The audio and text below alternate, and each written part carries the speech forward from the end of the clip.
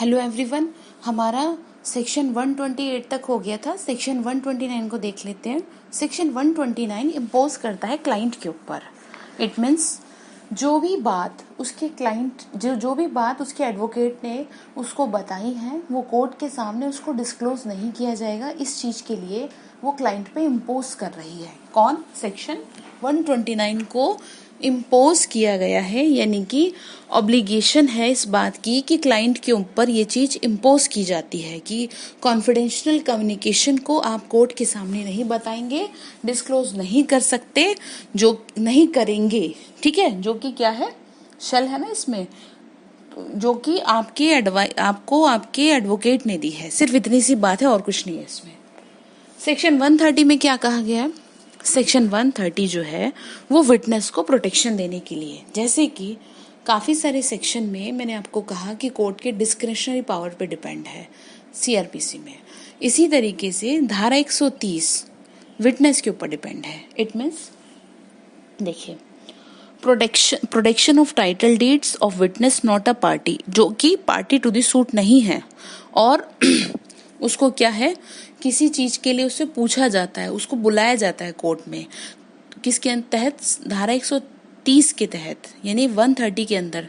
तो ये सेक्शन उसे प्रोटेक्ट कर रहा है कि जो भी सपोज जिससे उसकी आइडेंटिफाई पता चले, जिससे उसका आइडेंटिफिकेशन हो सके कि कोई भी उसकी टाइटल डीड हो, कोई डॉक्यूमेंट हो एज ए मोर्गेजी और एज ए प्लीजी, तो उसको क्या है, ऐसा डॉक्यूमेंट प्रोड्यूस करने के लिए यहाँ पर कंपेल नहीं किया जाएगा कि भाई वो उस डॉक्यूमेंट को प्रोड्यूस करे। ठीक है, और जिससे कि वो क्या बन सकता है, उस चीज में फंस सकता है, क्रिमिनेट हो सकता है, अपराधी बन सकता है। ठीक है, जब तक कि वो राइटिंग में ऐसे डॉक्यूमेंट को प्रोड्यूस करने के लिए एग्री नहीं कर देता, तब तक कि उसको कंपेल नहीं किया जाएगा। अगर उसको लगेगा कि जी हाँ ठीक है, तो वो अपने आप दे दे, और उसके लिए भी राइटिंग में लिख के उससे पूछा जाएगा। और ये नहीं है कि उसके ऊपर जबरदस्ती हो, यानी कि विटनेस के ऊपर डिपेंड है पूरा सेक्शन। आप इसको ऐसे ध्यान रखिएगा। ठीक है, यही लिखा है आपके बेरक में, no witness who is not a party to the suit shall be compelled to produce his title deed और title deed to any property or any document in virtue of which he holds any property as a pledgee or mortgagee, or any document the protection of which might tend to criminate him, unless he has agreed to writing to produce them with the person seeking the protection of such deeds of some person through whom he claims. Is it clear? अब देखिए, अब section 131 में क्या कहा गया है। Section 131 को आप ध्यान रखेंगे, ये सब्स्टिट्यूट किया गया इंफॉर्मेशन टेक्नोलॉजी के तहत। इसमें ये बात की गई है, protection of document or electronic record with another person having position could refuse to produce. कहने का मतलब ये है कि जैसे अभी मैं विटनेस के बारे में आपको बता रही थी, विटनेस को कंपेल नहीं किया जाएगा, इसी तरीके से यहाँ पर बात है। हिंदी में बता देती हूँ, उन दस्तावेजों या इलेक्ट्रॉनिक अभिलेखों का पेश किया जाना जिन्हें कोई दूसरा व्यक्ति जिसका उन पर कब्जा है पेश करने से इनकार कर सकता है। ठीक है, यानी इनकार कर सकता था, तो यहाँ पर उसको ही कंपेल नहीं किया जाएगा।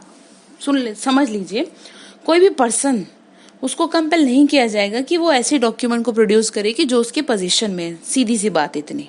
ठीक है, या जो उसके कंट्रोल में है या उसके रिकॉर्ड में है। वो एक इलेक्ट्रॉनिक रिकॉर्ड भी हो सकता है या फिर वो डॉक्यूमेंट भी हो सकता है। यहाँ पे आपको ये समझना है कि जब तक कि वो पर्सन जिसके कंट्रोल में वो है, वो कंसर्न नहीं दे देता उस डॉक्यूमेंट को प्रोड्यूस करने की, तब तक उस व्यक्ति को कंपेल नहीं किया जाएगा।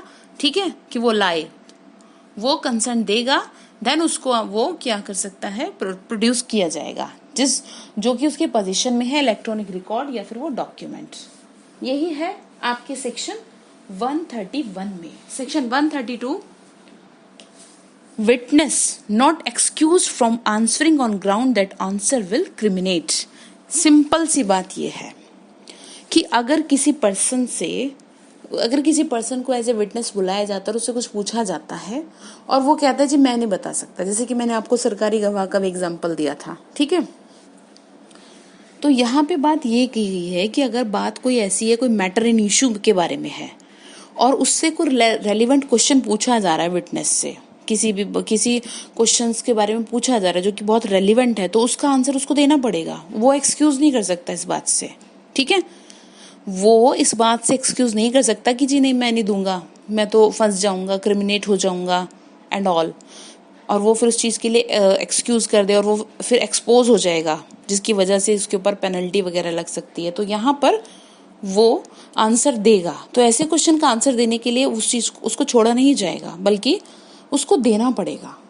अब यहाँ पे बात समझनी है, अगर उसे लगता है कि मैं फंस जाऊंगा, मैं ही ना फंस जाऊं और फालतू में, जैसे कहीं का एक्सीडेंट होता है, मैंने बताया था ना, तो लोग भाग जाते हैं, रुकते नहीं कि कहीं हमें ना पुलिस पकड़ ले, हम ही ना फंस जाएं। तो यहाँ पे उसको प्रोटेक्शन मिलेगी। एक केस था जगन्नाथ वर्सेस किंग एम्परर 1934 का। इस केस में कोर्ट, दो बातें ध्यान रखनी है आपको, इसमें सिर्फ इतनी बात हेल्ड हुई थी कि जहाँ पे बात उन रेलिवेंट क्वेश्चंस के आंसर की हो कि जो उससे पूछे जा रहे हैं और उसको डर हो, तो उसको प्रोटेक्शन मिलेगी। अगर वो अपने आप से बताता है तो उसको कोई प्रोटेक्शन नहीं है। ठीक है, कि नॉर्मली उससे पूछ रहे, अपनी इच्छा से बता रहा है, तो प्रोटेक्शन नहीं है। ध्यान रखना आपको यहाँ पे ये है, जिस चीज के लिए उसको मजबूर किया जा रहा है, भाई तुम बोलो, तो उसको डर है तो वो नहीं बोल पा रहा है, तो ठीक है जी, आपको नहीं सजा मिलेगी, नहीं कन्विक्शन होगा। ध्यान इतनी बात आपको रखनी है कि इसमें यही समझाया गया है। ठीक है, देखिए विटनेस, मैंने बता दिया ना इसमें विटनेस के बाद, witness not excuse from answering on ground that answer will criminate. A witness shall not be excused from answering any question as to any matter relevant to the matter in issue in any suit or in any civil or criminal proceeding, किसी में भी हो, upon the ground that the answer to such question will criminate or may tend directly or indirectly to criminate। मतलब किसी भी तरह वो फंस जाएगा, तो वो इसलिए नहीं बता रहा। such witness or that he will expose or tend directly or indirectly to expose such witness to a penalty or forfeiture of any kind। यानी कि अपराध में फंसाने की होगी वो बात, अथवा ऐसे जो साक्षी को किसी किस्म की शासित यानी पेनल्टी या संपहरण के लिए उच्छन करेगा। ये हिंदी बेरक की है, थोड़ा सा आप देख लीजिएगा, मैंने इसको आपको कंक्लूजन बता दिया इसमें क्या है, क्योंकि अगर इसकी हिंदी पे जाएंगे तो कभी कुछ नहीं समझ पाएंगे। इंग्लिश जो है उसी को हिंदी में समझने की कोशिश करें और अपनी लैंग्वेज में ही आंसर राइटिंग करें, जो मैं आपको बताऊंगी वो। ठीक है, तो कहने का मतलब ये है, वो इसलिए नहीं बता रहे कि वो खुद फंस जाएगा, तो इसलिए उसको क्या है, प्रोटेक्शन मिलेगी। आप इस बात का ध्यान रखिएगा।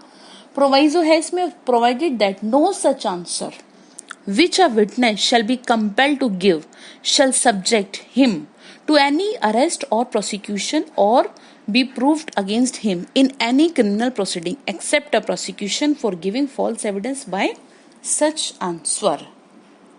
आप समझ गए ना।